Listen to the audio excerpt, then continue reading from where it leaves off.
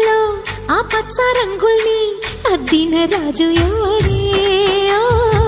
నిన్నాగో పడిగల్లో ఆ విష్ణు పాదాలు దిద్దిన మాయా దేవుడే.